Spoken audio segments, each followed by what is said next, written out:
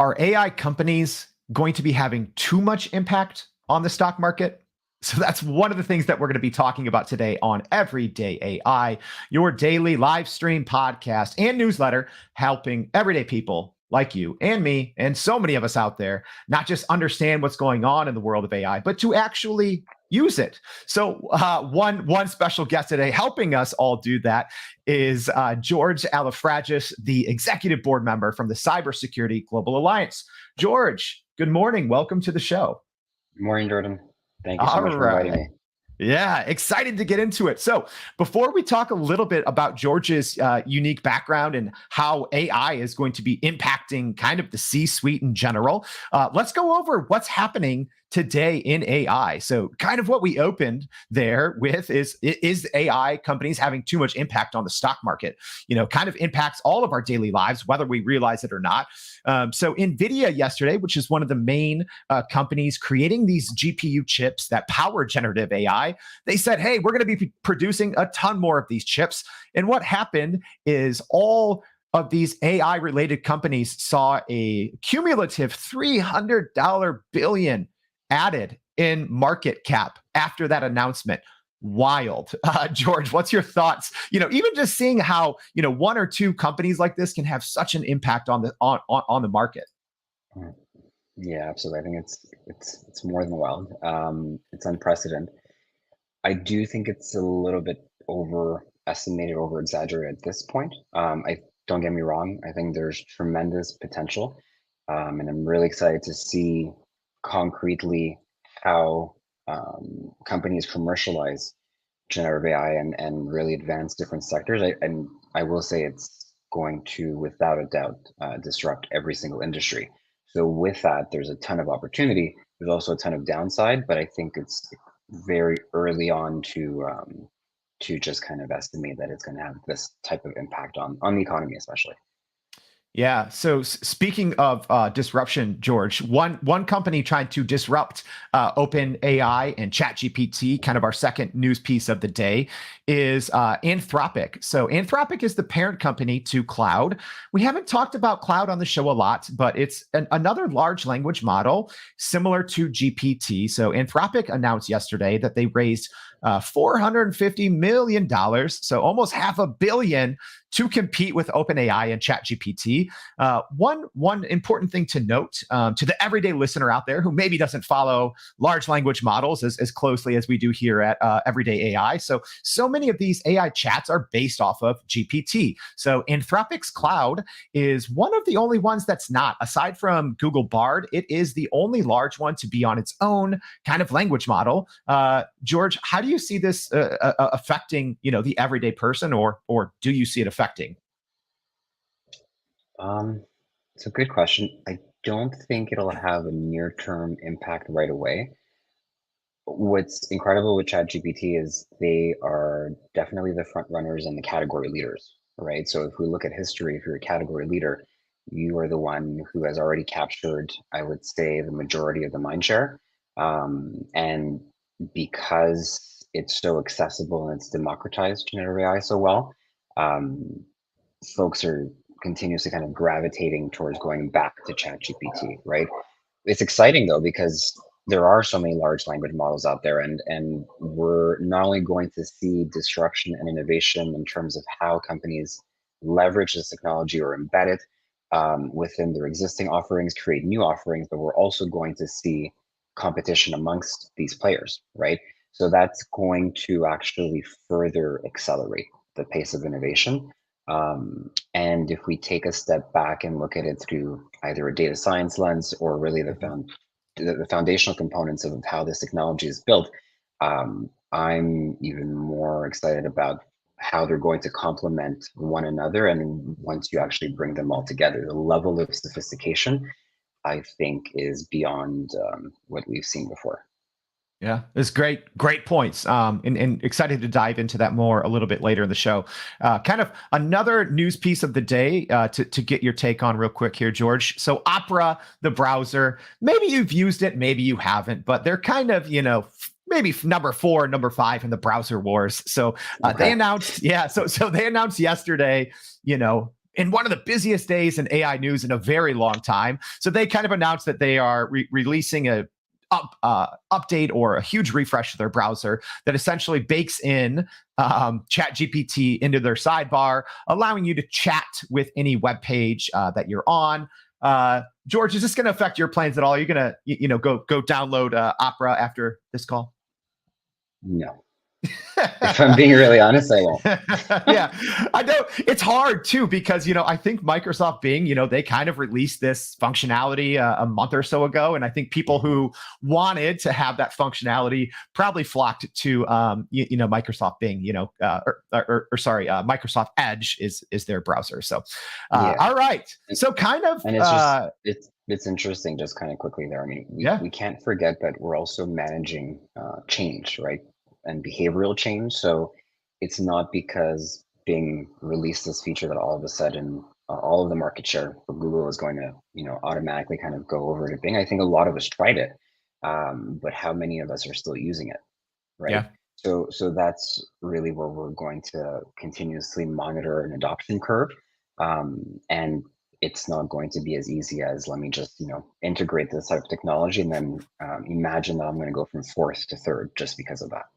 Yeah, that's a good point. I think a lot of companies just think they can, throw some AI products into their offering, and it's going to, catapult them.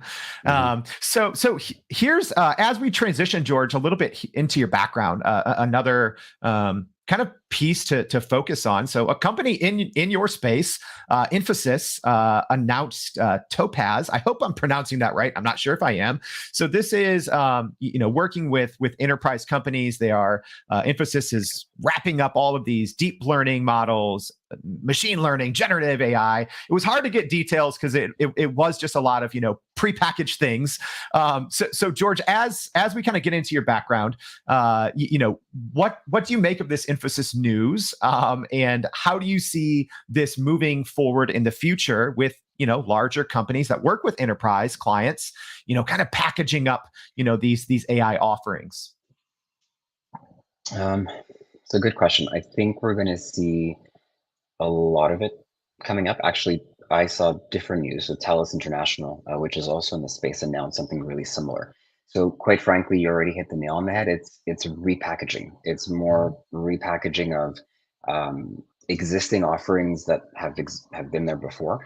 Because truthfully, a lot of the foundational blocks are the same, right? And companies like Infosys, IBM, Cognizant, TELUS International, there are quite a few. And then there's a ton of more boutique firms or more vertically aligned firms that are, and within that space, are really well positioned to help enterprise clients advance across this journey, just because of those foundational components and blocks that we've already leveraged so much, either in product development and system integration.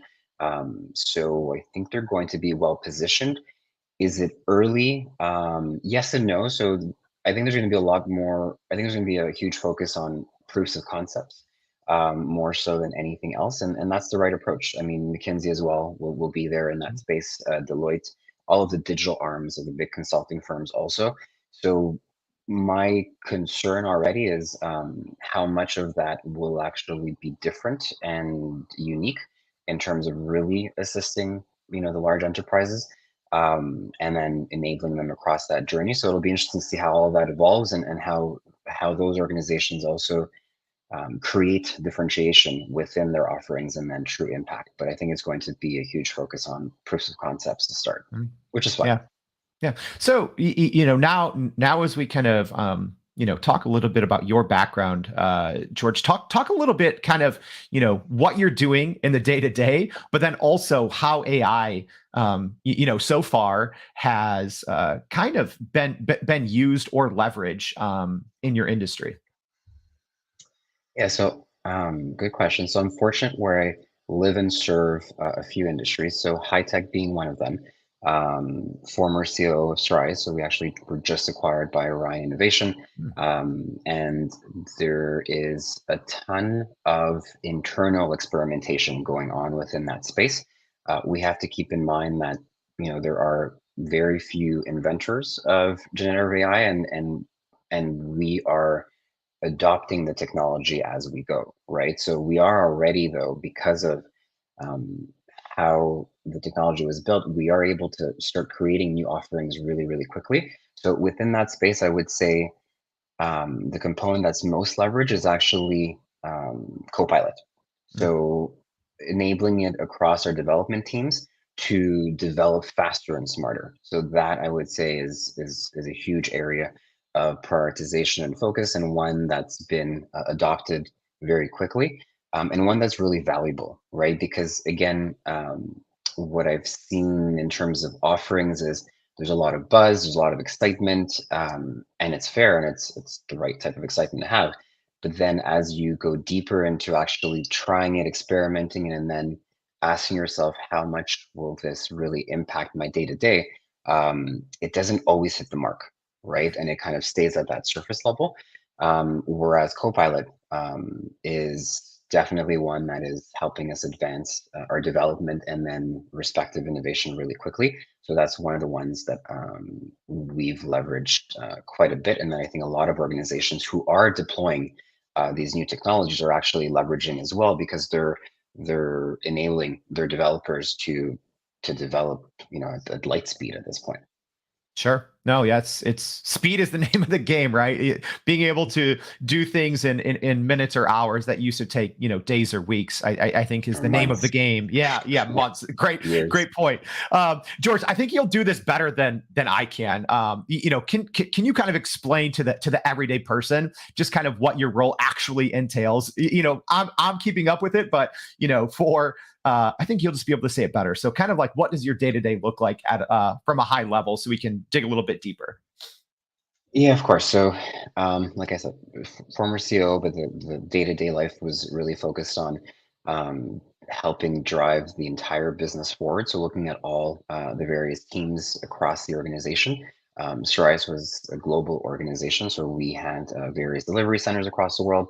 My main focus has been go to market. So that's really where I'm able to bring concrete value. And within the go to market teams, it's really where sales, marketing, partnerships, customer success all come together and go to market to support new endeavors, new projects, growth, and also support existing clients and projects. So it's making sure that all of that is running extremely smoothly, that there's the right level of structure, governance, the right teams in place, Mhm. the right operating models, and that's we're looking at existing and what's important for this year, but also responsible to look at what's important for the organization the next 2, 3 to 5 years. So doing that more longer term strategic planning. And at the Mhm. Cybersecurity Global Alliance, it's so I'm part of the executive board, and that's where we look at strategic priorities, we look at the roadmap, we look at the key initiatives that are underway.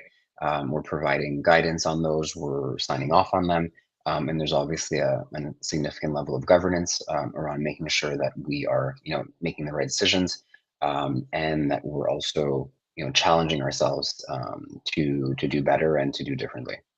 Yeah. One question, I'm curious, you say as you're planning out the next, years, I think that at least even for me, and I'm sure a lot of people, that can seem daunting in the age of AI, right? When there's so many Hmm. new Very advancements. true. Yeah. So how do you handle that? Creating actual plans or potential infrastructure, for large teams. How do you handle that when you're looking years in the future, when sometimes it seems like it's hard to keep up with all of these advancements on a day-to-day basis? Hmm. It's a good question. Um, it's actually never been harder because of those advancements, right?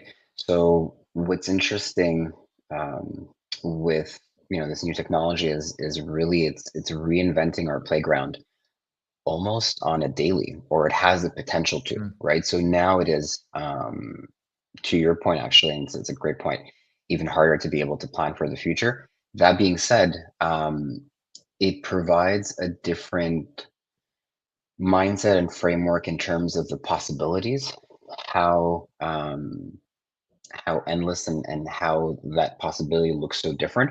So you still need to come together as a team and ask yourself, okay, where do we need to be now in this age of you know infinite innovation and disruption?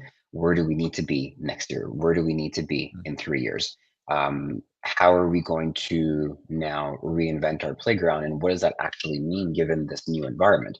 Are we staying within that playground? Are we actually reinventing ourselves completely?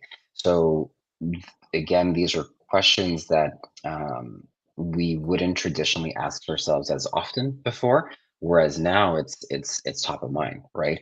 And you also need to be very close to your clients, and the different industries you serve to understand, like, how are those industries going to get disrupted, because that's really going to be at the heart of a lot of this innovation, right? And a lot of this evolution.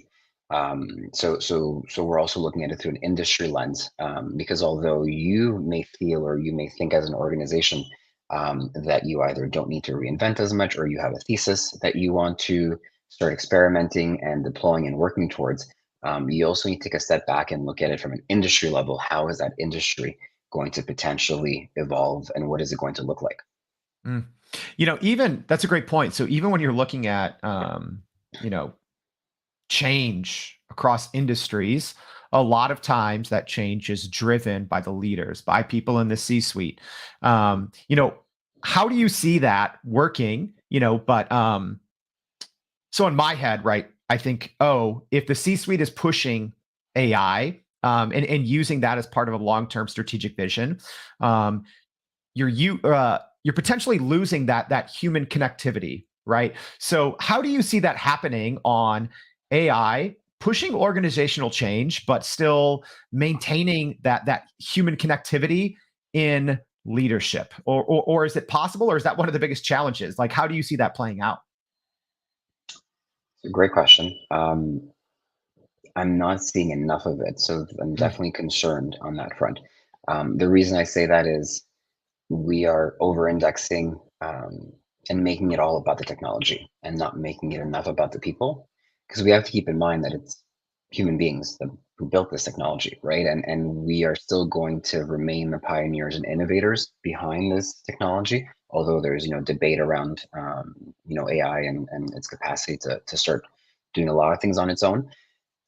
So that being said, I think there has to be an even greater focus on the people. I think as generative AI emerges, the conversation needs to shift a lot more towards responsible, purpose-driven technology, that truthfully empowers evolution, but also focuses on accelerating human achievement. So it's really, reframing it around human augmentation, and that being at the core.